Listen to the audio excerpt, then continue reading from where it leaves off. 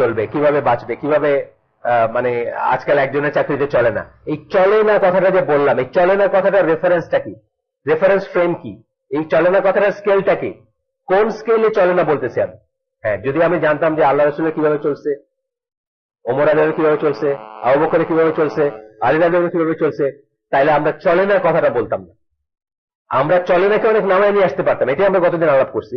কতটুকু নামায় নিতে আসতে পারতাম, নামায় নিয়ে আসতে পারতাম। গতদিন যেটা বলছি আমরা, আলী রাদিয়াল্লাহুর ওয়াইফ ফাতেমা রাদিয়াল্লাহু আনহা, বাবা তার রাজা, রাজা ইন এ সেন্স ওনাদের কাছে রাজা না, আমাদের কাছে রাজা, আমাদের সেন্সে রাজা না, head of the state, king. বাবার কাছে গিয়ে বলতেছেন যে আমার হাত ফসকা পড়ে গেছে, হাত শক্ত হয়ে গেছে, জাতা পিষতে পিষতে আবার একটা স্লেভ দেওয়া যায় কিনা। বাবা তারা শিখাই দিয়েছেন যে শোয়ার সময় সুবহানাল্লাহ আলহামদুলিল্লাহ আল্লাহু আকবার পড়বা 33, 33 আর 34 বার।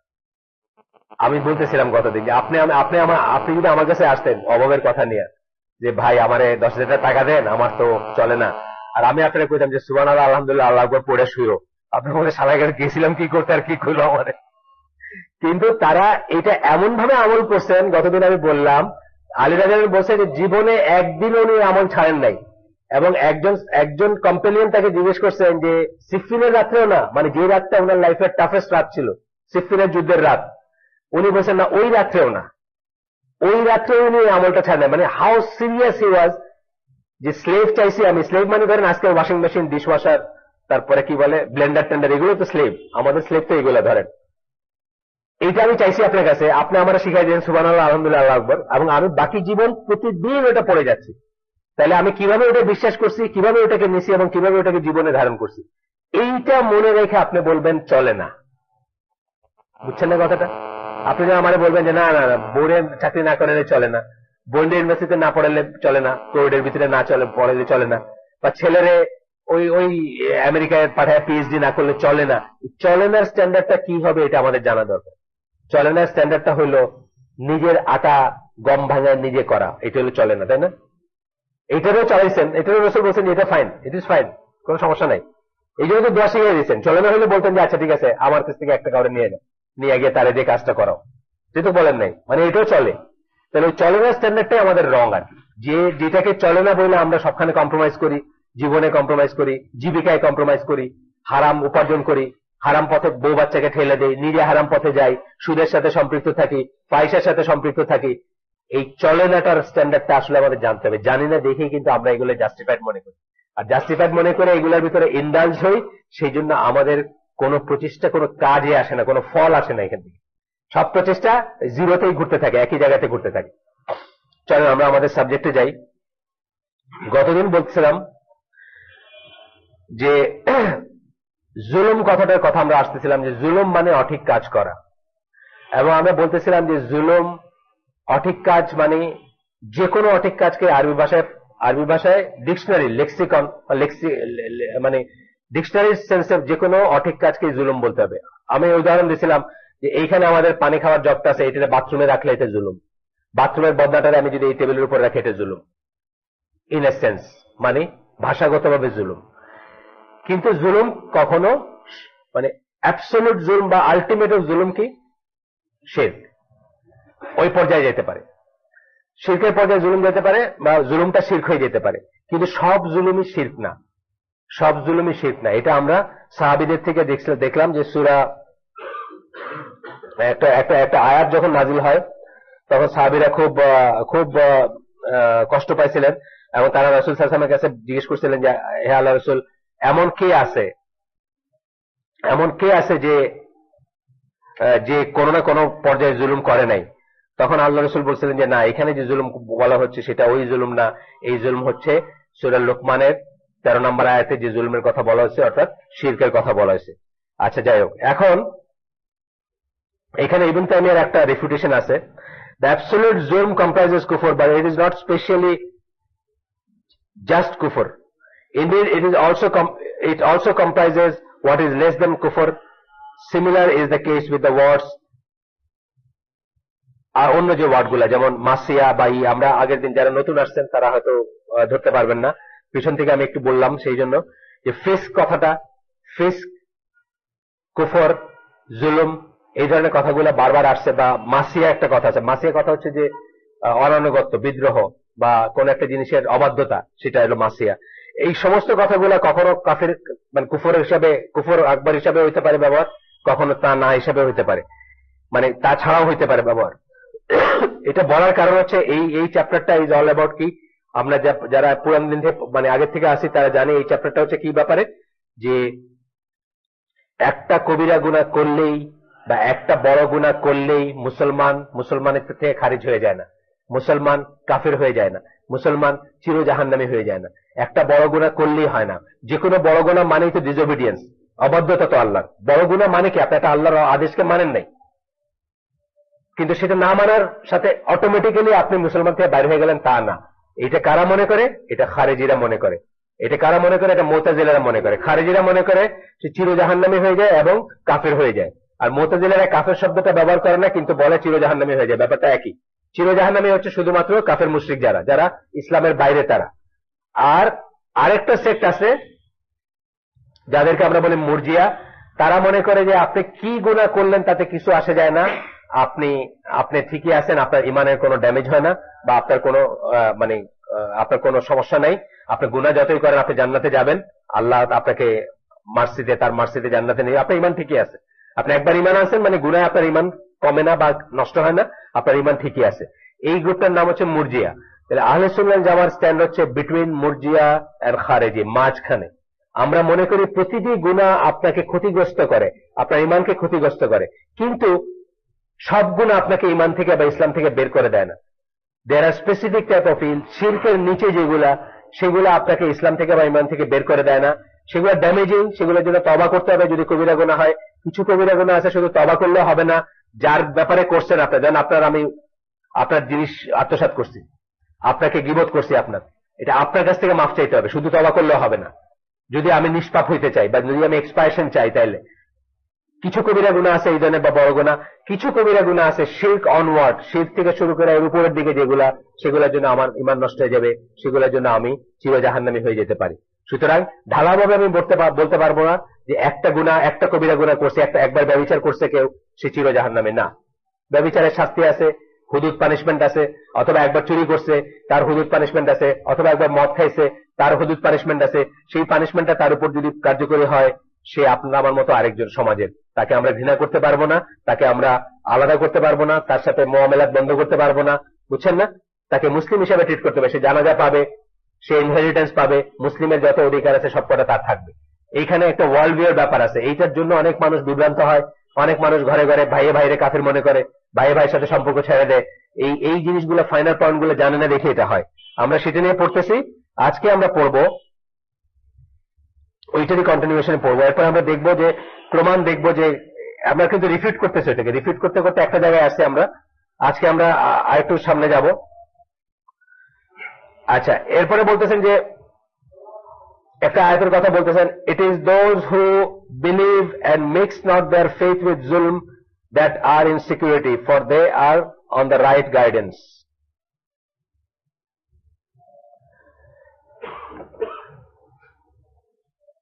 ইবনে আব্বাসের উনি একটু আগে আমরা পড়ছি, এই আয়াতটা করছিলেন, এই আয়াতটা করছিলেন।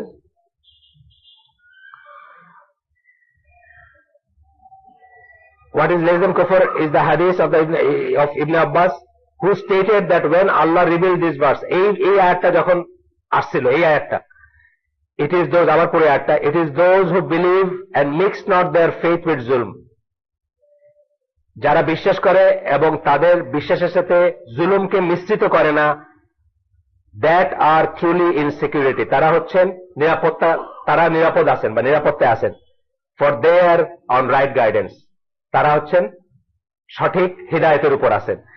এইটা শোনার পরে আমরা আবার ওই পিছনে যাচ্ছি। এইটা পিছনে বলতে পারি আজকে নতুন করে আসছে, আমি পৃষ্ঠা হিসেবে পিছনে যাই নাই, কিন্তু কথাটা আমরা আগেও শুনছি বা আগেও পড়ছি, আজকে আবার পড়বো, নতুন পৃষ্ঠাতে আসছে এই কথাটা।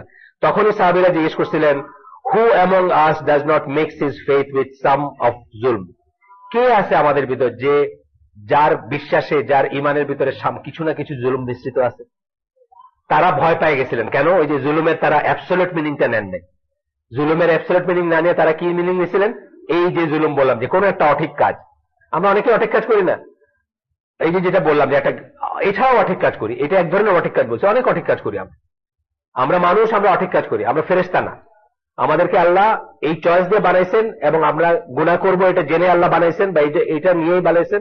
এবং আমরা দেখব পরে হাদিস যে আমরা যদি সময় নিষ্পাপ হয়ে যেতাম, আল্লাহ আমাদেরকে ধ্বংস করে দিয়ে এমন জেনারেশন বানাইতেন যারা পাপ করবে এবং আল্লাহর কাছে ক্ষমা চাবে, কান্নাকাটি করবে। তাই আল্লাহ আমাকে জেনেই বানাইছেন যে আই উইল হ্যাভ ফ্ল, আমার ভিতরে থাকবে, ত্রুটি থাকবে, আমার ভিতরে গুনাহ থাকবে, আমি গুনাহগার হব, আমি আল্লাহর কাছে কান্নাকাটি করব। যাই হোক, সাহাবীরা যখন করলেন, তখন যখন দুঃখ পাইলেন, তখন কি আসলো? তখন ওই আয়াতটা আসলো, যেটা মানে আল্লাহ রাসূল তাদেরকে বললেন, আল্লাহ রাসূল তাদেরকে বললেন যে এটা এটা এটা যে কোনো জুলুম না, তোমরা যেটাকে জুলুম বলতেছো সেই জুলুম না, মনে করতেছো সেটা না, এটা হচ্ছে ওই জুলুম যেটা আলটিমেট জুলুম বা সর্বোচ্চ জুলুম সেটা। It is not such, do you not hear Luqman statement, verily শিরক is a great wrong doing. আল্লাহ রাসূল তাদেরকে বললেন যে না না, ব্যাপারটা তা না, তোমরা যা মনে করতেছো তা না। তোমরা কি লোকমানের ওই স্টেটমেন্টটা শোনো নাই? কোনটা? সূরা লোকমান 31 নম্বর সূরা 13 নম্বর আয়াত, একটু আগে আমি যেটা বলছি সেখানে কি বলছেন? ভেরিলি শিরক is a great wrong doing. শিরক হচ্ছে একটা বড়, কেটে দিয়ে যাও, শিরক হচ্ছে একটা বড় বড় জুলম। তোমরা কি এটা শোনো নাই এই আয়াতটা? তখন সাহাবীরা বুঝলেন যে না, এটা তাদের মন খারাপ করার কিছু নেই, এখানে আল্লাহ শিরকের কথা বলতেছেন। মানে এই সূরা আল আনামের 82 নম্বর আয়াতে যে আল্লাহ বললেন যে যারা তাদের ঈমানের সাথে জুলুমকে মিশ্রিত করে না তারা সিকিউর আছে। এই মিশ্রিত করার জুলুমটা হচ্ছে শিরকের জুলুম, মানে ঈমানের সাথে শিরককে মিশ্রিত করে না তারা সিকিউর আছে, বাকিরা সিকিউর না এটা। এবং এটা আল্লাহ রাসূল তাদেরকে বোঝায় দিলেন। এটা কিন্তু একটা গ্রেট সিগনিফিকেন্সের ব্যাপার। এই ঘটনাটা কেন? এটা প্রমাণ করে যে নবীর কেন প্রয়োজন। এটা প্রমাণ করে যে আরবি ল্যাঙ্গুয়েজ আপনার আমার চেয়ে লক্ষ গুণ বেটার জেনেও সাহাবীরা কোরআনের একটা আয়াতের ইন্টারপ্রিটেশনের জন্য নবীর শরণাপন্ন হইতে হয়েছিল, এবং নবীর দরকার ছিল তাদেরকে বোঝায় দেওয়া যে আল্লাহ এই আয়াতে কি বোঝাইতে চাইছিলেন। এই জন্য আমি টম ডিক এন্ড হ্যারি আমরা 2 ছাত্র আরবিক শিখে কোরআন নিয়ে তাফসীর করতে বসবো না, বুঝছেন না? এই জন্য কোরআনের তাফসীর ব্যাপারে আমরা খুব, এই যে দেন বাংলাদেশে এখন সিজন চলতেছে তাফসীর মাহফিলে, এক অক্ষর আরবিক জানে না, সে তাফসীর করে বানাইতেছে এখানে। সাহাবীরা আমাদের চেয়ে লক্ষ গুণ বেটার আরবিক জানতেন, তারা আরবিক জেনেও একটা আয়াতের মিনিংটা সঠিক বোঝেন নাই, রাসূলের কাছে যাইতে হয়েছিল। এই জন্য তাফসীর অত্যন্ত সাবধানে একটা জিনিস, অত্যন্ত সাবধানে উচ্চারণ করা একটা জিনিস। আমরা তাফসীর তো করবোই না, প্রশ্নই ওঠে না। তাফসীর হয়তো পড়বো, আমরা পড়তে গেলেও কাটটা পড়বো, এটা হলো 3 বার চিন্তার ব্যাপার আছে। কারণ এই যে আমরা মনে হচ্ছে নিজের মনে মনে, আমি একদিন নজবুল্লাহ, মানে উনি বেহেশত নসিব করুন, আল্লাহ, মারা গেছেন এক ভাই, উনি আরবি শিখছেন, মানে আমরা যে আরবি শিখতেছি বুড়া বয়সে, উনি বুড়া বয়সে আরবি শিখতেন। শিখা উনি সূরা নূরের একটা আয়াত বের করে, নূরের একটা আয়াত আছে না জানেন, লাইট ভার্স, লাইট আপন লাইট, যেটা ওই নূরের সম্বন্ধে যে আয়াত, আল্লাহ নূরুস সামাওয়াতি ওয়াল আরদ আছে না একটা, ওই আয়াতটা পড়ে বলতেছেন আমার মনে হয় এখানে আল্লাহ এটা বলছেন। তারপর নজবিল্লাহ, আপনার সাথে সাথে তওবা করেন। এই আয়াতটা নিয়ে volumes and volumes of books লেখা হয়েছে। এই আয়াতটা নিয়ে সুফিরা এটারে মানে অনেক কিছু বানাইছে। আবার আলোচনা জামা আরেক ধরনের, মানে এই আয়াতটা খুবই মুতাশাবি একটা আয়াতের, চূড়ান্ত মুতাশাবি একটা আয়াত। উনি এটা পড়ে বলতেছে আমার মনে হয় আল্লাহ এখানে এটা বলছেন। এইটা হচ্ছে ডেঞ্জার আপনার, মানে ইচ্ছা মতো কোরআন ইন্টারপ্রেট করা। যেখানে এরকম একটা স্পষ্ট আয়াত অলমোস্ট, মানে আপনারা আমার এখন মনে হচ্ছে না যে স্পষ্ট, এটা তো আমরা বুঝতেছি যে আসলে শীতের কথা বলা হচ্ছে। এই আয়াতটা নিয়ে সাহাবীরা রাসূলের কাছে গেছেন, আর রাসূল তাদেরকে বোঝাই দিয়েছেন যে না এটা এরকম। এই আয়াতটা হচ্ছে একটা দলিল যে অল সেড এন্ড ডান, আমরা অনেক কিছু দলিল যে তাফসীর আমরা ইচ্ছা মতো করবো না। তাফসীরের আমরা কি সোর্স জানি? কোরআনের তাফসীর কোরআন দেয়া, কোরআনের তাফসীর সুন্নাহ দেয়া, কোরআনের তাফসীর হচ্ছে সাহাবীদের আন্ডারস্ট্যান্ডিং দিয়ে, যেটার উপর ওরা ইউনিফাইড, এই আন্ডারস্ট্যান্ডিং দিয়ে। আপনার আমার কথায় কিছু আসা যায় না তাফসীরের ব্যাপারে। এটা আরেকটা জিনিস কি, এই জন্য নবীর দরকার ছিল, নাইলে কোরআন শরীফ একদিনে ওহদ পাহাড়ের উপরে নাজিল করে দিলে হয়ে যেত, তাই না? নবীর দরকার ছিল প্রত্যেকটা আয়াত কিভাবে আমরা বুঝবো এবং কিভাবে জীবনে ধারণ করবো এটা বোঝার জন্য। And that brings us to this point, যে কতটুকু পাপ করলে বা কতটুকু করলে কেউ ইসলাম থেকে খারিজ হয়ে যাবে আর কতটুকু করলে হবে না, এটাও আপনার আমার মন গড়া জিনিস। আপনার কাছে ব্যভিচারের অনেক বড় পাপ মনে হতে পারে, হ্যাঁ ব্যভিচার অনেক বড় পাপ, কিন্তু ব্যভিচারের সাথে সাথে কেউ অমুসলিম হয়ে যায় না। তো এটা বোঝার জন্য আমরা এই দলিলগুলো পড়তেছি। আচ্ছা, এরপরে একটা আসতেছে, তখন বলতেছেন যে নট এভরি জুলম ইজ শিরক। আবার কথাটা রিপিট করতেছেন, রিপিট করে বলতেছেন, এই আয়াত বলতেছেন সূরা বাকারা 254 নম্বর আয়াত, আয়াতুল কুরসির ঠিক আগের আয়াতটা। O you who believe, spend out of the bounties we have provided for you before the day comes when no bargaining will avail. তোমাদেরকে আমরা যা দিছি তাতে তোমরা খরচ করো, যা তোমাদের নিয়ামত দিছি, রিজিক দিছি তাতে খরচ করো। ওই দিন আসার আগে, যেদিনে তোমাদের কোনো কিছু কোনো কাজে আসবে না, নর ফ্রেন্ডশিপ নর ইন্টারসেশন, কোনো বন্ধুত্ব কাজে আসবে না, কোনো মধ্যস্থতা কাজে আসবে না।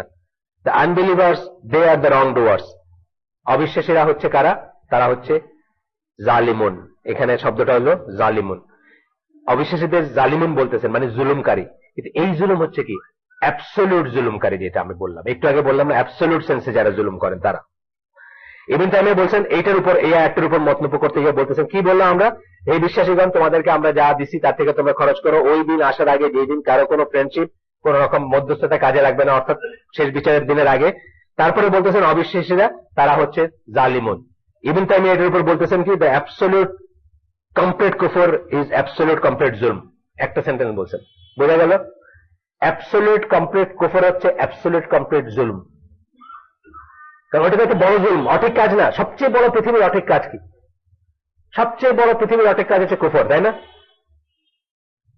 কুফর হচ্ছে এমন একটা অঠিক কাজ যে সমস্ত ঠিক কাজকে নষ্ট করে দেয়। মাদার তেরেসা সারা জীবন কাটায় গেছেন অ্যাপারেন্টলি ঠিক কাজ করে, দুস্থজনের সেবা করে। এই সমস্ত ঠিক কাজ নষ্ট হয়ে গেছে কেন? সবচেয়ে বড় অঠিক কাজটার জন্য, বিকজ শি ওয়াজ এ কাফির। শেষ। আবার ইমান হচ্ছে এমন একটা, বা তাওহীদের উপর, তাওহীদ ভিত্তিক ইমান এমন একটা সঠিক জিনিস যেটা অনেক ভুলকে ছোট করে দেয়। জাস্ট ফর এক্সাম্পল আমি বললাম যে আপনি তাওহীদের উপর আছেন, আপনি একটা চুরি করে বসছেন এক সময় অভাবের কারণে বা কোনো কারণ, আপনার হাত কেটে দেওয়া হতে পারে ইসলামিক স্টেটে, বাট ইউ আর স্টিল এ মুসলিম। আপনি স্টিল, আপনার জন্য আমরা দোয়া করবো এবং মনে করবো আপনি জান্নাতে যাবেন বা যাইতে পারেন, বা আল্লাহ আপনাকে ই করতে পারেন। আপনার গুনাহ এখানে শেষ। কিসের জন্য? তাওহীদ বা ঈমান এমন একটা জিনিস। অথচ মাদার তেরেসা জীবনে চুরি করে নাই, কিন্তু তার সমস্ত ভালো কাজ নষ্ট হয়ে গেছে একটা ভালো, একটা মারাত্মক জুলুমের জন্য, অ্যাবসলিউট জুলুমের জন্য, সেটা হচ্ছে কুফর বা শিরক। সুতরাং ইবনে তাইমিয়ার এই একটা লাইন কিন্তু খুব সিগনিফিক্যান্ট। দ্য অ্যাবসলিউট কমপ্লিট কুফর ইজ দ্য অ্যাবসলিউট কমপ্লিট জুলম। তাহলে ওইটাই হচ্ছে সবচেয়ে বড় জুলুম, এবং ওইটা ছাড়া বাকি জুলুম গুলা নট নেসেসারিলি দেয়ার কুফর, নট নেসেসারিলি দেয়ার কুফর। আমরা সবাই জুলুম করি, আমরা সবাই জুলুমের উপর থাকি, কোনো না কোনো ফর্মে আমরা জুলুম করতেই আসি, করতেছি। প্রত্যেকটা অঠিক কাজে জুলুম। রাস্তায় দাঁড়ায় বিলবোর্ডের দিকে আপনার চোখ গেছে, ওই যে ন্যাংটা বিলবোর্ডের দিকে যাওয়ার কথা ছিল না, গেছে, আপনি জুলুম করছেন। আমাকে আপনার ঘরের ময়লা পানিগুলা গ্রামের বাড়িতে আপনি একটা নালা কেটে দিচ্ছেন এমন ভাবে যেমন আমার বাসার সামনে দিয়ে যায়, আর আমি ওখান থেকে যাওয়ার সময় সবসময় আমার পাঞ্জাবিটার পায়জামাটার উঠে টপকায় যাইতে হয়। এভরিডে আমি মনে মনে আপনার উপর মনক্ষুণ্ণ হই, এটাও জুলুম। কিন্তু এই জুলুম হলো অ্যাবসলিউট জুলুম না। এই জুলুম আমারে কাফির বানায় দেয়নি, আমার মুসলিম থেকে খারিজ করে দেয়নি। খারেজিদের একটা যুক্তি হচ্ছে যে ইমানের ব্যাপারগুলো হচ্ছে 10-এর মতো, 10, আইদার 10 অথবা 0। মানে আপনি 1, 2, 3, 4, 9 পর্যন্ত গেলেও যদি 10-এ পৌঁছাতে না পারেন তাহলে আপনি আর পারলেন না। এটা হলো তাদের একটা যুক্তি। তারা কইলো যে আপনি আলেকজান্ডার থেকে, এখানে উদাহরণ দিচ্ছেন ওনাদের মিশরি উদাহরণ, আলেকজান্ডার থেকে কায়রো যাবেন বলে রওনা হলেন, পথে আপনি এখানে চা খেলেন, ওখানে থামলেন, কেন থামছেন, কোথায় গেছেন, এইগুলো কোনো যুক্তিতে আসবে না যদি আপনি ফাইনালি কায়রোতে না পৌঁছাতে পারেন। কায়রো না পৌঁছালে আপনি আপনার ডেস্টিনেশনে পৌঁছালেন না। এই যুক্তিটা দিয়ে ওরা বলে যে মানে 100% হতে পারলো না, সে আসলে হইতে পারলো না কিছু। এই যে তাদের যুক্তি, আর খারেজিদের যুক্তি। অর্থাৎ যে একটা কবিরা গুনাহ করে ফেললো, যে ডিসঅবিডিয়েন্ট হইলো, সে কি করলো? সে তো আসলে মানে অবিডিয়েন্ট হইতে পারলো না। অবিডিয়েন্ট হইতে পারলো না মানে সে আর মুসলিম থাকলো না, এরকম। এবং এইটার বশবর্তী হয়ে তারা আলী রাদিয়াল্লাহু আনহুকে, আমরা ওই উত্তরের হালাকায় পড়তেছি, আলী রাদিয়াল্লাহু আনহুকে অনেকবার বলছে যে আপনি তো কাফের হয়ে গেছেন, আপনি তওবা করে আবার মুসলমান হন, আমরা আপনার পিছনে আছি। আলী রাদিয়াল্লাহু আনহু কখনো মেনে নেন না। আমি যেটা করি না সেটা আমি মানবো কেন? শুধু শুধু আমি কেন করবো? এটা কিন্তু একটা ইসলামিক স্ট্যান্ড পয়েন্ট। আর আয়েশা রাদিয়াল্লাহু আনহাকে রাসূল সাল্লাল্লাহু আলাইহি ওয়াসাল্লাম বলছিলেন যে তুমি নাইলে একবার বলেই ফেলো যে তুমি সরি বা একটা কিছু, মানে না আমি এটা করি না, ওটা আমি কেন করবো? আয়েশা রাদিয়াল্লাহু আনহা বাচ্চা মেয়ে, কিন্তু এই যে ইন্টিগ্রিটিটা মুসলমানের থাকবে, আমি এটা করি না, আমি সরি কেন? তাই ওরা বলছিল যে আপনি একবার তওবা করেন, যে আপনি আপনি কাফের হয়ে গেছিলেন, এই সেন্সে তওবা করেন, আমরা সবাই আপনার পিছনে আপনার হয়ে যুদ্ধ করবো না। আমি এটা করি না, ওটা আমি কেন করব? যাই হোক, তারা মনে করে, এবং তাদের মতো করে যদি আমরা বাঁচতে যাই তাহলে প্রতিদিন, মানে তাদের ডেফিনেশন, আমরা প্রতিদিন হয়তো 10 বার করে কাফের হবো আর 10 বার করে মুসলমান হইতে হবে আমাদের। প্রতিদিন আমাদের 10 বার করে বিয়া, আমাদের আমাদের বিয়ে শাদী সবকিছু দৌড়াইতে হবে, মানে কাফের হয়ে গেলে তার কাফের মুসলিমের বিয়ে থাকে না। সুতরাং যাই হোক, আমরা দেখবো এখানে। তো তারা যেটা বলছে, তাদের এই আর্গুমেন্টটাকে রিফিউট করবেন, পরে আমরা দেখবো, এখানে আসতেছি আমরা।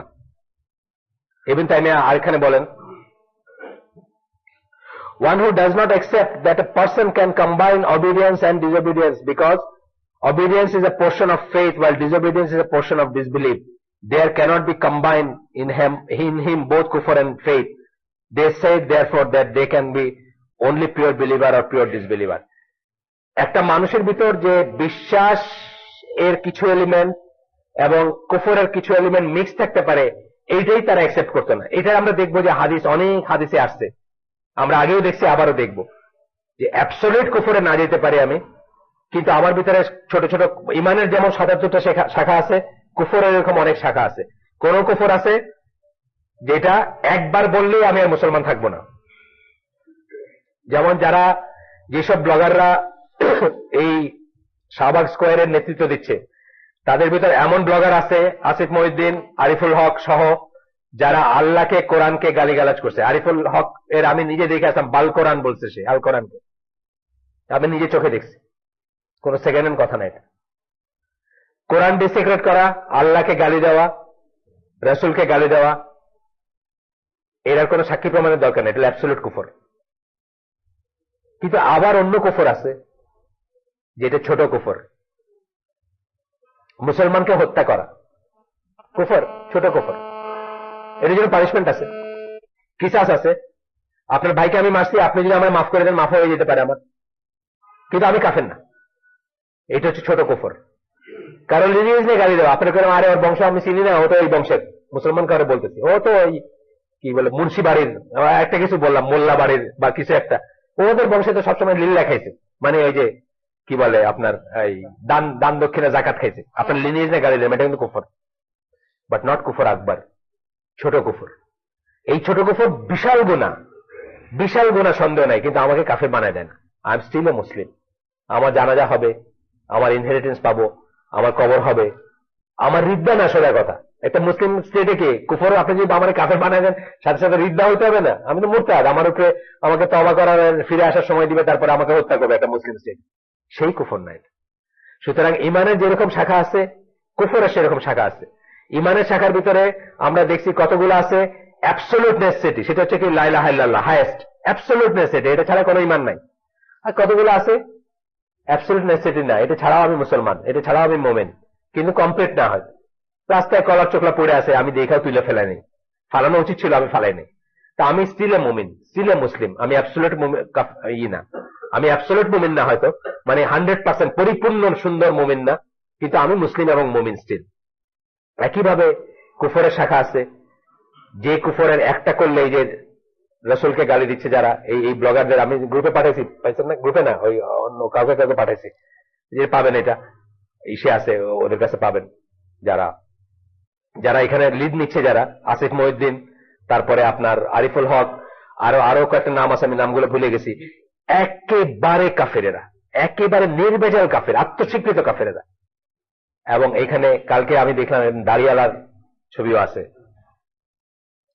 তরিকত ফাউন্ডেশন এটার সাথে একাত্মতা ঘোষণা করছে,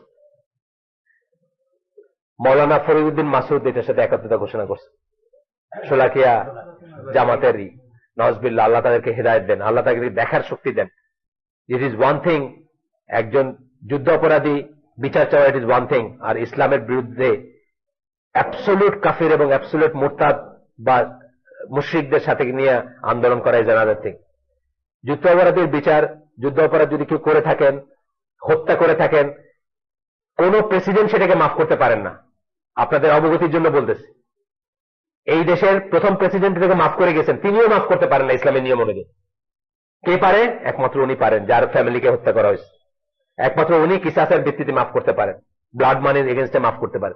সুতরাং ইসলাম এই জাস্টিসকে অস্বীকার করে না।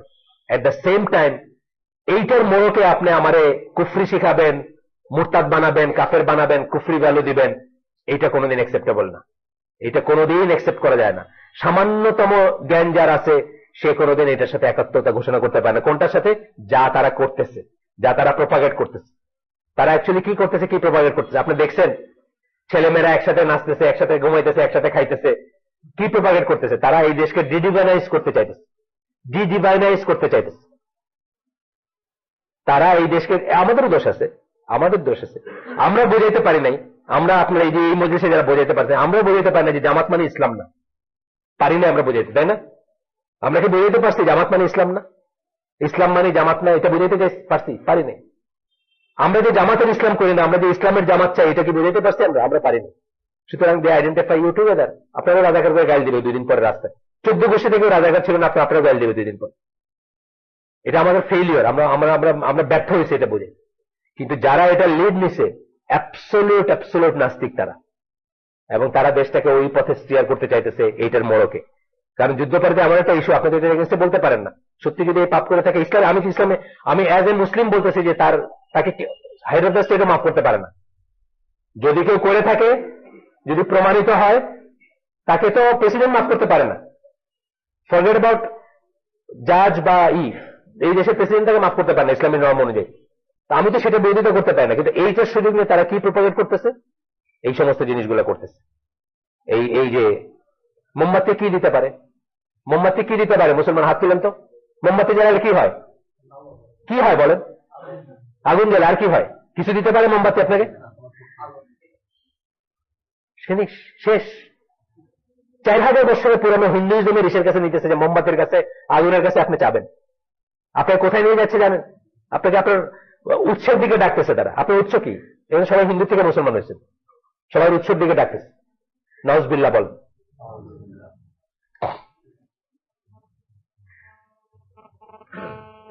আমাদের খুবই খুবই করুণ একটা ব্যাপার যে আমরা কি করে জামাত ইসলাম হয়ে গেল আর ইসলাম জামাত হয়ে গেল। কি করে জামাত ইসলামকে রিপ্রেজেন্ট করে, কি করে আমরা পারি না রিপ্রেজেন্ট করতে? আমরা এখানে কি করতেছি? বা যেখানে যে হুজুররা আছে তাদেরকে আমরা কেন বুঝাইতে পারলাম না যে জামাতের ইসলামটা ইসলাম না? জামাতের ইসলাম মানে ইসলাম না। এই জামাতের প্রত্যেকটা লোক যদি এই দেশ থেকে চলে যায়, মরে যায়, তারপরেও ইসলাম থাকবে, এবং সেটা তথাপি ইসলাম উইল বি হোল্ডিং হাই, তাই না? জামাতের মতো এরকম কত দল আসছে, কত দল চলে গেছে, ইসলাম চলে গেছে দুনিয়া থেকে। তো ওটাকে ইকুয়েট করতে দিলাম কেন আমরা? কেন আমরা এটাকে আলাদা করতে পারলাম না? আমাদের ভুল আছে, নিশ্চয়ই ভুল আছে কোথাও। কেন আমরা এই যে দাঁড়িয়ে লোকটা গেছে, আমি মনে করি হিসেবে মুসলিম। এই যে একটা লোকের ছবি দিয়েছে দেখেন আজকে সোনার বাংলাদেশ ব্লগে, আমি মনে করি সে মুসলিম। তাকে আমরা বোঝাইতে পারি না এখানে কেন যাবে না, আর তাকে আমরা বোঝাইতে পারি কেন আমি জামাত না, বা জামাত আর আমি কেন ইকুয়াল না, এটা আমরা তাকে বোঝাইতে পারি না। এটা আমাদের বোঝাতে পারা উচিত।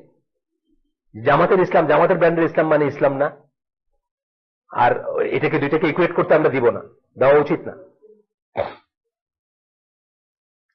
ঠিক আছে, আমরা ফিরে আসি। If one part of the compound matter leaves or is taken away, compound matter, compound কারে বলি? মিশ্র জিনিস। তাহলে মিশ্র জিনিস, একটা জিনিসের অনেক দিক থাকে, একটা মানুষের অনেক দিক থাকে, বা একটা মানুষের অনেক কি বলবো, অনেক রকমের আইডেন্টিটি থাকে। তার একটা জায়গায় সে ভুল হইতে পারে। একটা জায়গায় ভুল হওয়া মানে সে রটেন হয়ে গেল তা না। তারা বলতে চায় যে 10 থেকে 1 চলে গেলে সেটা 9 হয়ে যায়, এটা 10 থাকে না। এখানে ইবনে তাইমিয়া এটাকে রিপিট করছেন।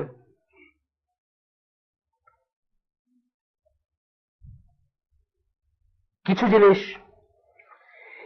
জিনিস এমন যে সেখানে সত্যিই আপনি ওখান থেকে যদি কম্পোনেন্ট সরাই ফেলেন তাহলে ওটা আর থাকে না। উদাহরণ দিচ্ছি আমি, হাইড্রোজেন এবং অক্সিজেনের একটা অণু যেটা, সেটাতে 2টা হাইড্রোজেনের পরমাণু থাকে, একটা অক্সিজেনের পরমাণু থাকে। এখান থেকে একটা হাইড্রোজেন পরমাণু সরাই নিলে এটা আর পানি থাকে না, ঠিক না? তাহলে এইটা অ্যাবসলিউট নেসেসারি যে এই কম্পোনেন্ট সরানোই যাবে না, সরাই ফেললে এটা আর পানি থাকবে না। এখন আসেন একটা সাগরের কথায় বা নদীর কথায়। একটা নদী, অনেক নদী দেখবেন, যে এক জায়গায় গিয়ে 4টা ব্রাঞ্চ হয়ে গেছে, আবার ডাউন স্ট্রিমে গিয়ে 4টা ব্রাঞ্চ মিলে আবার একটা নদী হয়ে গেছে। নামটাও তো একই, কিন্তু আপনি জানেন যে এটা একই। ফর এক্সাম্পল আমাদের বরাক নদী যেটা ভাইঙ্গা গিয়া সুরমা কুশিয়ারা, এগেইন মিলে গিয়া মেঘনা, এরকম হয় অনেক। এখন ধরেন আপনি একটা সাইডকে 4টা ব্রাঞ্চ ছিল, একটা ব্রাঞ্চকে আপনি ব্লক করে দিলেন, নদী থেকে মরে গেল নাকি? নদী তো মরে নাই। একটাকে ব্ল্যাঙ্ক করে দিলেন, নদী আছে না স্টিল? এরকম কিছু জিনিস থাকতে পারে। ইভেন আমি এভাবে আর্গু করতেছেন যে কিছু জিনিস আছে যেটা একটা চলে গেলে থাকবে না। হাইড্রোজেন সরাই ফেলছে পানির থেকে, আর পানি নেই, ওইটার পানি নেই। আর কিছু জিনিস আছে ওইখান থেকে যদি আপনি সরান ওইটা স্টিল এক্সিস্ট করে। উনি উদাহরণ দিচ্ছেন রিভার্স এবং ওশানের, নদীর এবং সাগরের উদাহরণ দিচ্ছেন যে এখান থেকে কিছু অংশ সরাই ফেললে, কিছু অংশ কাট অফ করলে সমুদ্রের একটা অংশ আপনি রিক্লেম করছেন। আপনারা যদি জাপান গিয়ে থাকেন, ওসাকা এয়ারপোর্টটা, এখনকার যে কানজাই এয়ারপোর্টটা হচ্ছে রিক্লেম করা ইসের উপরে, পুরাটা সমুদ্র ছিল, ওইটা বাচ্চা দিয়ে ওইখানে মাটি টাটি করে তারা একটা আইল্যান্ড বানায় ফেলছে। ওই আইল্যান্ডের উপরে হচ্ছে কানজাই এয়ারপোর্ট ওসাকায়। তাতে কিন্তু ওই বে বা সমুদ্রের কোনো ক্ষতি হয়নি। ওই বে কি নষ্ট হয়ে গেছে? নষ্ট হয়ে যায়নি। এই কথা বলতেছেন। তারপরে বলতেছেন it is well known that the name Iman is of second category. আসে না, এগুলো মনে রাখবেন আর্গু করার জন্য মনে রাখবেন। যখন আপনাকে কেউ কোণঠাসা করবে, খারেজিরা, এই দেশে অনেক খারেজি আছে, চরমপন্থী আছে, যারা আপনাকে বলবে আরে এ তো কাফির হয়ে গেছে, এ তো মুশরিক, এর সাথে খাওয়া যাবে না, ওর সাথে বসা যাবে না, এর পিছনে নামাজ পড়া যাবে না, ওই মসজিদে যাওয়া যাবে না, এইসব বলবে আপনাকে। তখন আপনি এই আর্গুমেন্ট গুলো মনে রাখবেন। সবাই জানে, ইসলাম নিয়ে যারা সামান্য পড়াশোনা করছে তারাও জানে যে ইমান হচ্ছে সেকেন্ড ক্যাটাগরির জিনিস। আমি একটু আগে বললাম না ফেইথের 77 ব্রাঞ্চ, এটা কিন্তু হাদিস। সোয়াবুল ইমান একটা বই আছে ইমাম বাইহাকির এটার উপরে, 77 ব্রাঞ্চ, যার ভিতরে এই জন্য ইমান হচ্ছে সেকেন্ড ক্যাটাগরির জিনিস, যে এখান থেকে কলার চোখলা ফালাই নাই, এই জন্য আমি কাফের হয়ে যাব না। বা তোমরা ততক্ষণ পর্যন্ত পূর্ণ ইমানদার না যতক্ষণ নিজের ভাইয়ের জন্য সেটা না চাও যেটা নিজের জন্য চাও। আমার একটা সে কাশ্মীরি শাল আছে, আমি এটা আপনার জন্য চাই না। আমি কি অমুসলমান হয়ে গেছি? না, আমি অমুসলমান হই নাই। আমি সুন্দর মুসলমান হই নাই, পারফেক্ট মুসলমান হই নাই, পারফেক্ট ইমানদার হই নাই। আমি অমুসলিম হই নাই। আপনি আমার বলবেন নাকি যে তুমি এটা চাও নাই, তুমি অমুসলিম হয়ে গেছি? আমি অমুসলিম। সুতরাং আমরা বুঝবো যে দুই ক্যাটাগরির জিনিস আছে। একটা হচ্ছে 10 মানে 10, এক কম হইলে ওটা 10 না। হাইড্রোজেন, অক্সিজেন, পানি, হাইড্রোজেন চলে গেলে বা অক্সিজেন চলে গেলে পানি না। আর আরেকটা হচ্ছে আইল্যান্ড একটা বানায় ফেলছেন, তারপরে ওটা স্টিল সমুদ্র। 4 শাখার ভিতরে এক শাখা বন্ধ করে দিয়েছেন, তারপরে ওটা কর্ণফুলী। বুঝছেন না ব্যাপারটা? বান দিয়ে দিয়েছেন, লেক হয়ে গেছে, তারপরে ওটা কর্ণফুলী, ডাউনস্ট্রিমে ওটা কর্ণফুলী। সো ইমান হচ্ছে সেকেন্ড ক্যাটাগরির জিনিস, যেটা একটু কিছু চলে গেলে পুরাটা চলে যায় না। এবং রাসূল সাল্লাল্লাহু আলাইহি ওয়াসাল্লামের কত হাদিস থেকে এটা আসছে। ওই হাদিসটা যেটা কথা আমি বললাম ওটা এখানে উল্লেখ করতেছেন। ইমান has 70 some odd branches, the highest of them being the statement there is no one worthy of worship except Allah. ইমানের 70টা প্লাস শাখা আছে, যে হাইয়েস্ট হচ্ছে কি লা ইলাহা ইল্লাল্লাহ, and the lowest being removing something harmful from the road, ক্ষতিকর কোন বস্তুকে রাস্তা থেকে সরায় দেওয়া, এটা lowest. and modesty is a branch of faith. modesty মানে শালীনতা। শালীনতা হচ্ছে একটা শাখা হিসেবে আল্লাহ রাসূল এই হাদিসটাতে বলছেন। এই হাদিসটা হচ্ছে বুখারী এবং মুসলিমের হাদিস। তাহলে আল্লাহ রাসূল বলে দিচ্ছেন যে এটা হচ্ছে একটা কম্পাউন্ড জিনিস, এমন একটা কম্পাউন্ড জিনিস যার একটা জিনিস আপনি সরায় নিলে এটা সরে যায় না, যার একটা জিনিস আপনি সরায় নিলে এটা মরে যায় না। It is also well known that if the removing of something harmful is not present, the name of Iman is not removed from him. যেটা আমি বললাম যে সে ক্ষতিকর একটা বস্তুকে সরাইলো না, তার মানে আমি বলবো না যে তার ইমান নষ্ট হয়ে গেছে। অথবা আমি আপনার জন্য এটা চাইলাম না যেটা আমার জন্য চাইছি। আমি ভালো মুসলিম না, ট্রু, আমি ভালো মুসলিম না। ভালো মুসলিম সবসময় ভাইয়ের জন্য সেটা চাবে যেটা সে নিজের জন্য চায়, এটা ট্রু। কিন্তু তার মানে এটা না যে আমি কাফের হয়ে গেছি, তা না। এখন আসতেছে, এগুলো শুনে রাখেন, আমি পয়েন্টগুলো বলি এবং চেষ্টা করবো একটু কিছু এসে যাইতে। প্রথমে পয়েন্টগুলো বলবো। আল্লাহ যে আমাদেরকে মাফ করবেন, আল্লাহ যে আমাদেরকে কবিরা গুনাহকারীকে মাফ করবেন, কবিরা গুনাহকারীও যে জান্নাতে যাবে, কবিরা গুনাহকারী যে অ্যাবসলিউটলি কিছু ছাড়াও জান্নাতে যাইতে পারে, এইটার 10টা প্রমাণ, 10টা ওয়েতে, এটা 10টা প্রমাণ না, মানে 10টা ওয়েতে আল্লাহ আপনাকে মাফ করবেন। 10 ডিফারেন্ট দিয়েছেন। এগুলো আমরা একটা একটা করে পয়েন্ট গুলো প্রথমে পড়বো, তারপরে আমরা বিস্তারিত পড়বো। প্রথমটা বলতেছেন তওবাকারীকে আল্লাহ মাফ করবেন। 2 নম্বরটা হচ্ছে যে মাফ চাবে, তওবাকারী আর মাফ চাওয়া দুটো একটু আলাদা জিনিস। যে মাফ চাবে তাকে আল্লাহ মাফ করবেন। 3 নম্বরটা হচ্ছে খারাপ জিনিস ভালো জিনিসকে, এগুলো দলিল পড়বো সব আমরা, খারাপ কাজ গুড ডিড আপনার ব্যাড ডিডকে ওয়াইপ আউট করে দেয়, মুছে দেয়। 4 নম্বর হচ্ছে বিশ্বাসীদের দোয়া, এক বিশ্বাসীর দোয়া আরেক বিশ্বাসীকে মাফ করে দেয়, করে না? এক বিশ্বাসী যখন দোয়া করে আরেক বিশ্বাসী মাফ করে। জানাজার পর আমরা কি বলি? জানাজার পর আমরা কি দোয়া করি? 5 নম্বর হচ্ছে মৃতের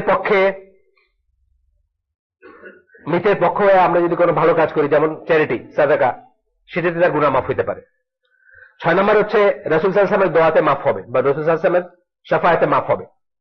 7 নম্বর হচ্ছে রাসূল সাল্লাল্লাহু আলাইহি ওয়াসাল্লাম অনেকের জন্য দোয়া করে গেছেন, আগাম করে গেছেন না? অনেকে আগাম সেলুট করে গেছেন। ইস্তাম্বুল যারা জয় করবে, জানেন নাকি আপনারা এটা? ইস্তাম্বুল যারা জয় করবে তাদেরকে আগাম সেলুট করে গেছেন আল্লাহ রাসূল সাল্লাল্লাহু আলাইহি ওয়াসাল্লাম। ইস্তাম্বুল যারা ফল করবে তাদেরকে দোয়া করে গেছে। এগুলো দোয়া, এক ধরনের দোয়া। এটা মুআবিয়া রাদিয়াল্লাহু জন্য আলাদা করে দোয়া করেছে, সাহাবীদের ভিতরে অনেকের জন্য করে গেছে, আলাদা করে দোয়া করে গেছে। হার্ডশিপ থেকে দোয়া মাফ হয়, অসুখ থেকে মাফ হয়, সাফারিং থেকে মাফ হয়, যে কোনো সাফারিং থেকে। জানেন তো? জানেন নাকি? যে কোনো সাফারিং। এই যে দেখবেন আমার আম্মা 35 ইয়ার্স বিছানায়, পার্শিয়ালি প্যারালাইসিস। আমরা অলওয়েজ বলি আম্মা আপনার হয়তো আল্লাহ একেবারে সহজ করে দিলেন, মানে আপনার হয়তো সব শেষ হয়ে যাবে, আপনি শুধু শুধু ইমানের উপর থাকবেন বা শুধু কারেক্টিসের উপর আসলেই আপনার হয়তো সব আল্লাহ মাফ করে দিবেন। এটা কিন্তু একটা আন্ডারস্ট্যান্ডিং, জানেন তো? এটা কিন্তু কথার কথা না। এবং এইখানেও এটার আনসার যে আমরা অনেক সময় বললে যে এই লোকটার কি দোষ ছিল এরকম সাফার করলো। আপনার চেয়ে এই লোকটা হয়তো লাকি। আপনি আপনার তাগড়া 6 ফুট 4 ইঞ্চি শরীর নিয়ে জাহান্নামের আগুন হবেন, আগুনের জ্বালানি হবেন, আর এই লোকটা হাত কাটা পা কাটা অবস্থায় রোল করে করে ভিক্ষা করে হয়তো জান্নাতে যাবে, তাই না?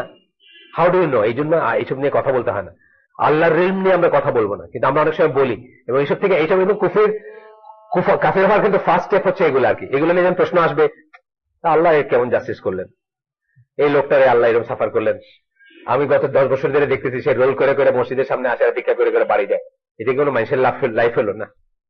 আমরা ওই আমার মায়া হবে, আমি তার 1টা টাকা দিলাম 10টা টাকা দিলাম, এটা ঠিক আছে, কিন্তু আল্লাহ কেন এই লোকটারে এইরকম অবস্থায় রাখলেন, এই প্রশ্ন আমি করবো না।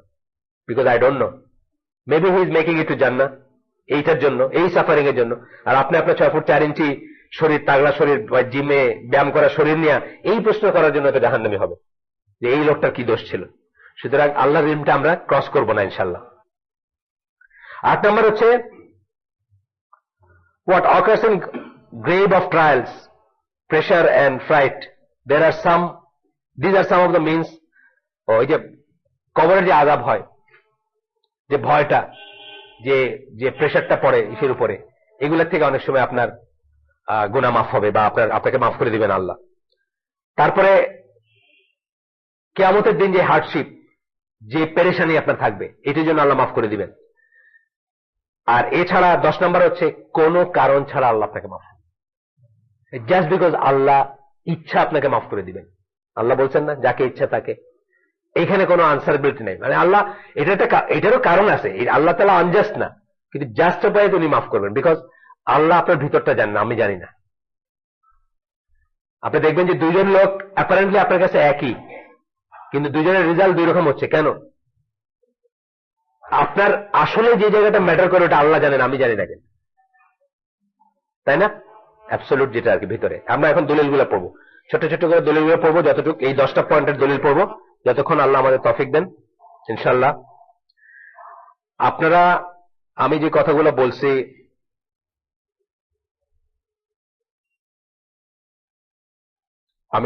বলছি আপনারা চিন্তা করবেন। এখানে যুদ্ধাপরাধের ইস্যুটা দিয়া একটা নাস্তিক গ্রুপ ঘোলা পানিতে মাছ শিকার করতে চাইতেছে। আমাদেরকে এখানকার অন্তত নাগরিক সভ্যতাকে বোঝাইতে চাচ্ছে যে দাড়িয়ালা টুপিওয়ালারা culprit, all Muslims are culprit. By defect বা মানে বাই ডিফল্ট এটাই আসবে। আপনাদের উচিত ছিল এটাকে সুন্দরভাবে মোকাবেলা করা।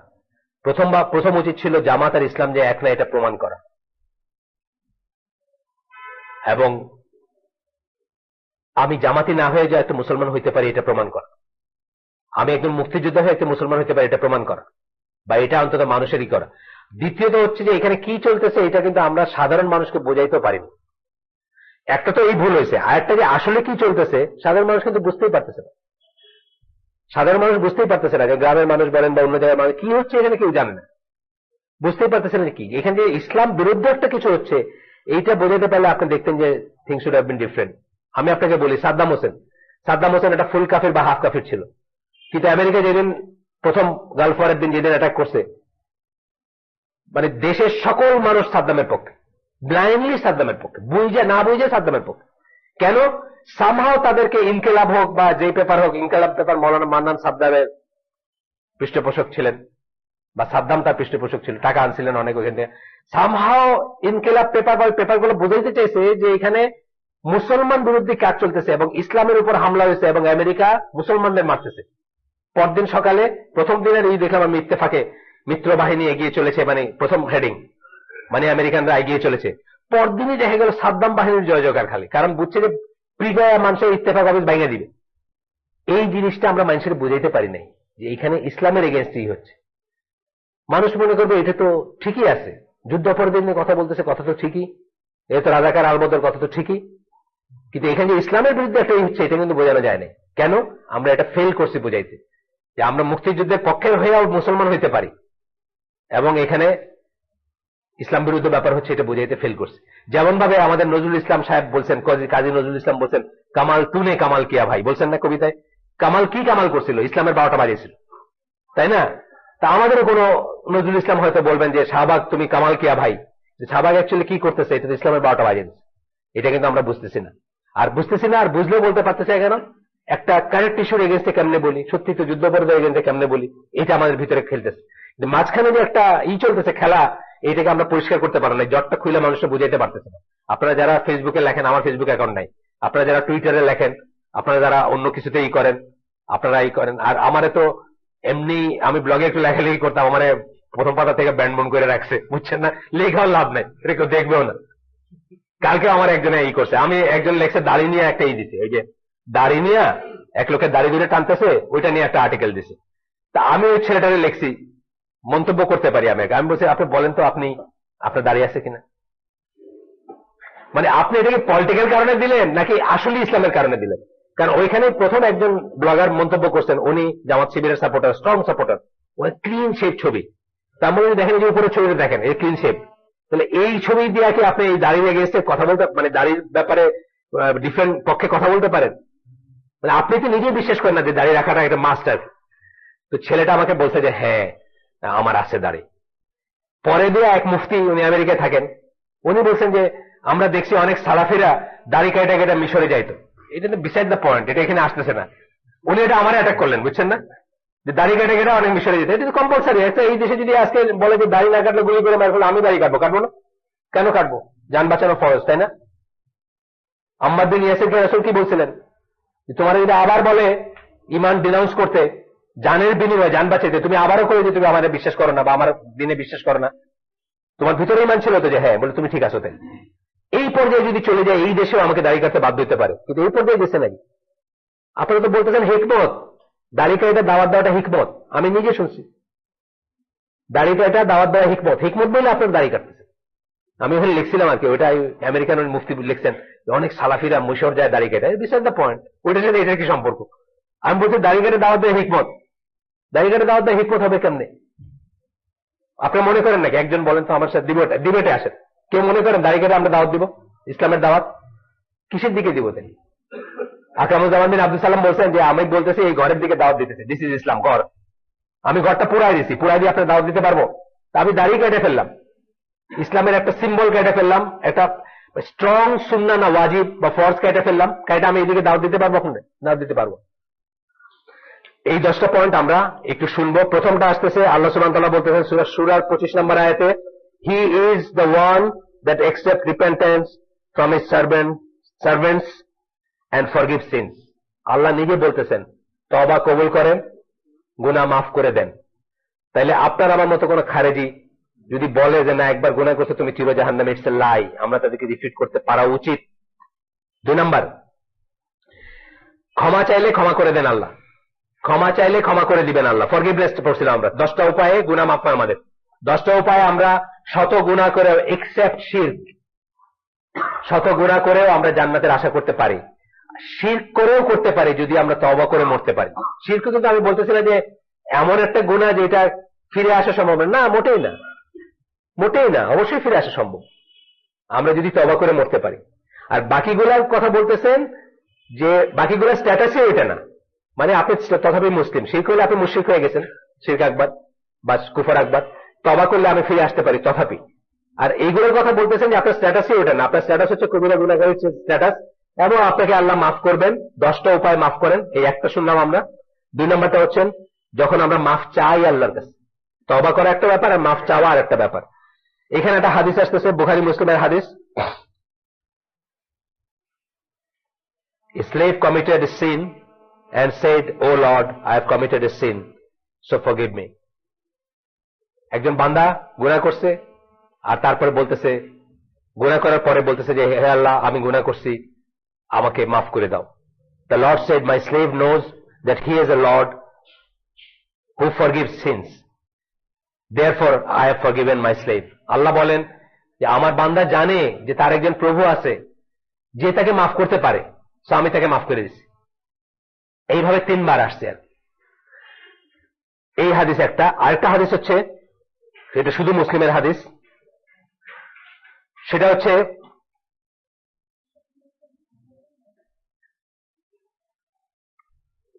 if you were not to commit sins, তোমরা যদি পাপ করতে না, অর্থাৎ এই যে আমি যেটা বলছিলাম হাদিসের রেফারেন্স ছাড়া বলছিলাম, আমি শুধুমাত্র ভাষাটা মানে কি বলে সার্বভৌমটা বলছিলাম, তোমরা যদি পাপ করতে না, অর্থাৎ তোমরা যদি নিষ্পাপ হয়ে যেতে, আল্লাহ would take you away and bring a people who would commit sins.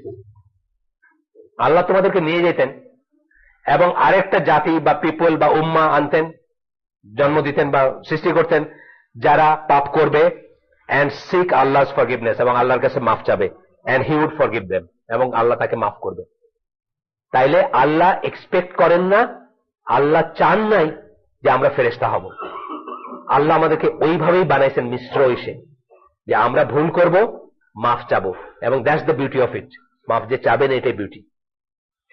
3 number point, ভালো কাজ খারাপ কাজকে মুছে দেয়। আমরা বললাম সূরা হুদ 114 নম্বর আয়াত, আল্লাহ বলতেছেন establish worship at the 2 ends of the day and in some watches of the night.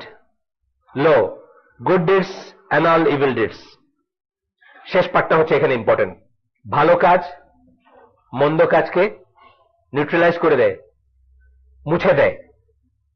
4 number point, যে আল্লাহ যে আমাদেরকে মাফ করেন বা করবেন 10টা ভাবে আমরা করছি। 4 নম্বর ওয়ে হচ্ছে the supplication of the believers for each other. আমরা যে একে অপরের জন্য দোয়া করি, সাংঘাতিক জিনিস কিন্তু, এটাকে কিন্তু খাটো করে দেখবেন না, কখনোই খাটো করে দেখবেন না। এই যে বলে না, আমরা অনেকে মনে করে কথার কথা একটা দোয়া করে না মানলেন না, খাটো করে দেখেন কখনো না।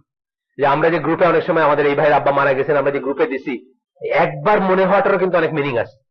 চিনেন না, জানেন না, কিছু না। আল্লাহ বলতেছেন, আল্লাহ কোরআনে বলতেছেন সূরা হাশরের আয়াতে, সূরা হাশর নাকি হাদিদ, হাশরের আয়াতে 10 নম্বর আয়াত, 10 নম্বর আয়াত, আল্লাহ নিজে বলতেছেন, মুমিনদের পরিচয় দিতে গিয়ে বলতেছেন তারা ওদের জন্য দোয়া করে, কাদের? তাদের আগে যারা গুজরে গেছে তাদের জন্য দোয়া করে, তাদেরকে যেন আল্লাহ মাফ করেন।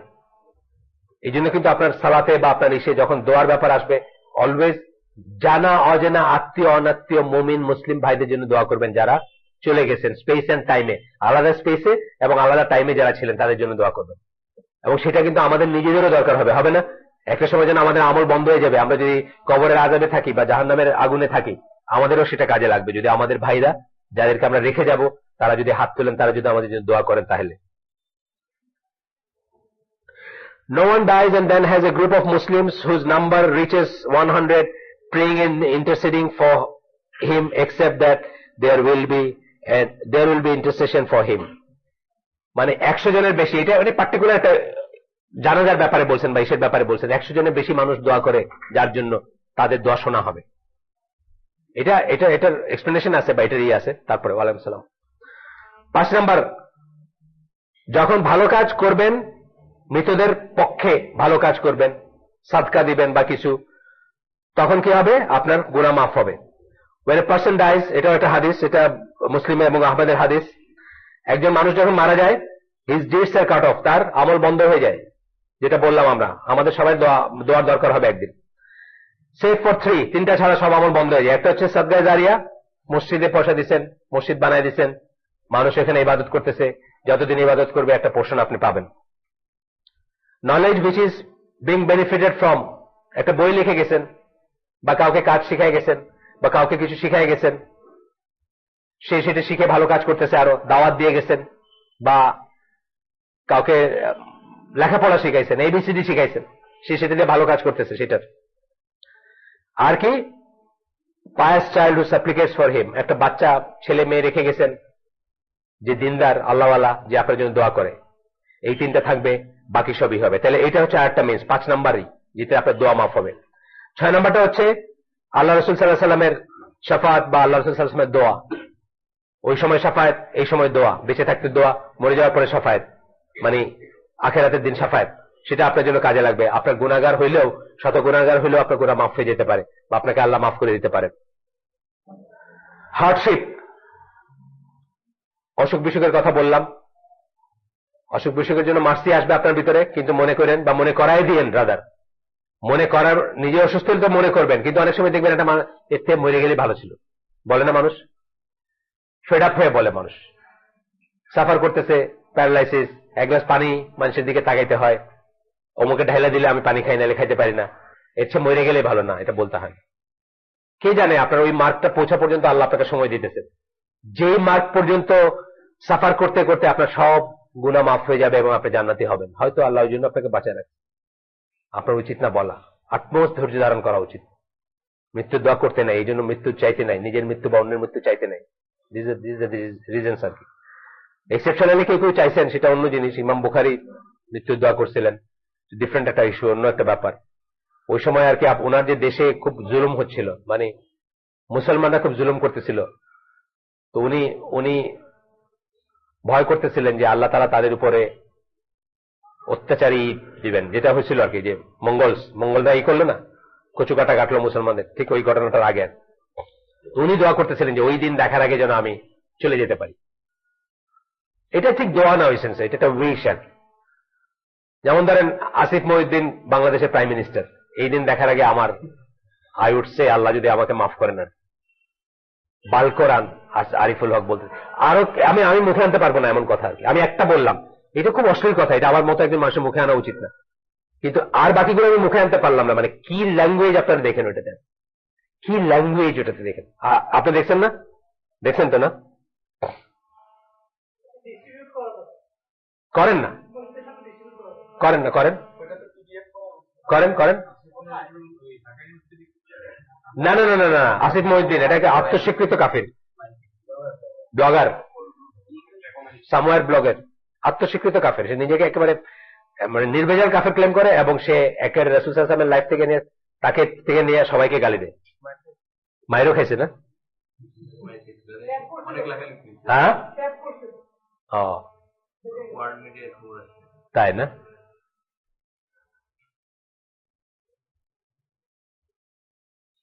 শুধু সে না তো, আরো অনেক কটা ওইখানে দিছে না, অনেক কটা আছে এখানে, অনেক কটা আছে। আরিফুল হক তো নাকি হিন্দু আসলে, নিতাই নিতাই না নিমাই ভট্টাচার্য কি জানি নাম, ইংল্যান্ডে থাকতো আরিফুল হক যেটা।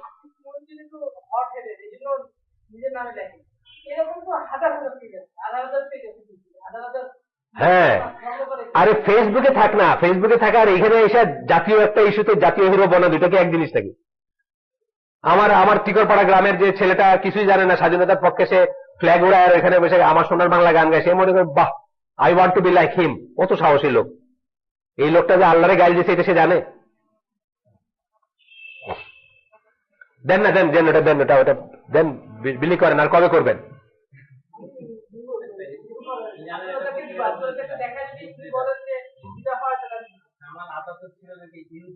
হ্যাঁ,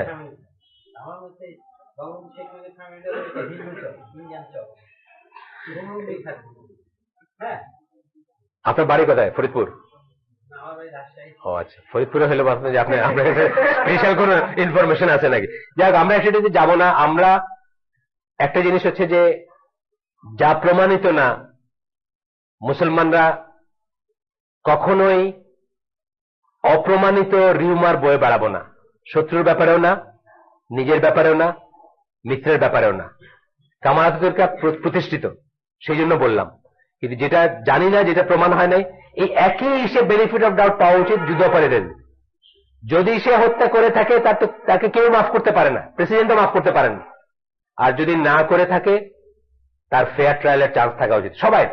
আপনাদের বলছে যে সালমান রুশদি যখন স্যাটানিক ভার্সেস লিখছিল, খোমেনি তাকে মৃত্যুদণ্ড দিয়েছিল। 48টা মুসলিম দেশের সব বড় স্কলাররা বলছেন এই মৃত্যুদণ্ড ভ্যালিড না। কেন বলেন তো? তাকে আত্মপক্ষ সমর্থনের সুযোগ দেওয়া হয় নাই, তার ভার্সন শোনা হয় নাই, সে তওবা করবে কিনা সেটা শোনা হয় নাই, যদি বলেও থাকে সে। এই জন্য 48টা ওয়াইসিভুক্ত দেশের মানুষ বলছেন যে তাকে মৃত্যুদণ্ড দেওয়াটা অঠিক হয়েছে। খোমেনি হ্যাজ নো অথরিটি মৃত্যুদণ্ড দেওয়ার বা প্রোনাউন্স করার। বুঝছেন না ব্যাপারটা? কেন? এখানেও আমরা ইমোশনাল হব না। আসিফ মহিউদ্দিন আমি জানি, আই হ্যাভ রেড, আমি পড়ছি, এটা প্রমাণিত ব্যাপার, তাই না? এখানে কোনো হিয়ারসে নাই। কিন্তু অন্য যেটা এই ভাই বললেন, আমি জানি না, আমার সম্বন্ধে আপনারা বলতে পারেন কালকে একটা কিছু, আমি জানি না। মুসলিম অন্যের কথা বয়ে নিয়ে বেড়াবে না, অনুমানবশত কথা বলবে না, ইনশাল্লাহ। এটা যদি প্রমাণ হয় আমরা অবশ্যই বলবো। প্রমাণিত যে কোনো কিছু আমরা বুক ফুলে বলবো। এবং এটা আলী রাদিয়াল্লাহু লাইভ পড়াতেছিলাম, আলী রাদিয়াল্লাহু ভুলটা এটাই ছিল যে উনি যা বিশ্বাস করতেন মুখে তা বলতেন। ইতিহাসবিদরা লিখছেন ওই সময় ওনার উইকনেস না, এটা সততা, এটা খুব খুব ভালো গুণ। কিন্তু অ্যাপারেন্টলি পলিটিক্যাল স্ট্যান্ড থেকে ওনার উইকনেস ছিল এটা যে উনি যেটা বিশ্বাস করছেন ওটা উনি মুখে বলছেন, আর এটার অ্যাডভান্টেজ নিয়ে ওনাকে ভেরিফাই করতে পারছে। উনি বিশ্বাস করছেন যে উনি মোর ডিজার্ভিং, উনি এটা মুখে বলছেন যে আমি মুয়াবিয়ার চেয়ে বেশি ডিজার্ভিং। এক শ্রেণীর মানুষ এটাকে মিস ইন্টারপ্রেট করছে। উনি বিশ্বাস করছেন যে, মানে একসময় বিশ্বাস করছেন যে আবু বকর রাদিয়াল্লাহু কে যে খলিফা বানানোর জিনিসটা ঠিক না, এটা উনি লুকায় রাখেন নাই। কিন্তু যখন উনি জানছেন যে ব্যাপারটা ওনার ভুল হয়েছে, উনি সাথে সাথে বায়াত নিছেন। এবং বায়াত নিয়ে কি করছেন? ওনার যে অ্যাডভাইজার ছিলেন, এবং সো মাচ সো দ্যাট ওনার, কালকে আমি ওনার ছেলে মেয়েদের নাম পড়তেছিলাম, পরবর্তীতে তো উনি বিয়ে করছেন, এক ছেলের নাম আবু বকর এবং এক ছেলের নাম ওমর। এখান থেকে শিয়াদের সমস্ত ভিলিফিকেশন, সমস্ত মিথ্যাচারের জব হয়ে যায়। উনি যদি ওমরকে বা আবু বকরকে ঘৃণা করতেন, কোনদিন নিজের ছেলের নাম রাখতেন নাকি? ওনার ছেলের নাম আছে, ওসমানও আছে, সরি, তিনজনের নামে আছে। ওসমানের নামে, ওসমান রাদিয়াল্লাহু নামে তার ছেলের নাম আছে। ওনার অনেক বাচ্চা কাচ্চা ছিল পরে, ওসমান রাদিয়াল্লাহু নামে আছে। সো উনি যদি ঘৃণা করতেন উনি এটা রাখতেন না। উনি ওমর রাদিয়াল্লাহুর সাথে তার মেয়ে বিয়ে দিচ্ছেন, উনি ঘৃণা করলে এটা দিতেন না। এটা শিয়ারা স্বীকার করে না। শিয়ারা বলে যে না, এরকম কোনো বিয়ে হয় না, উনি বিয়ে দিচ্ছেন।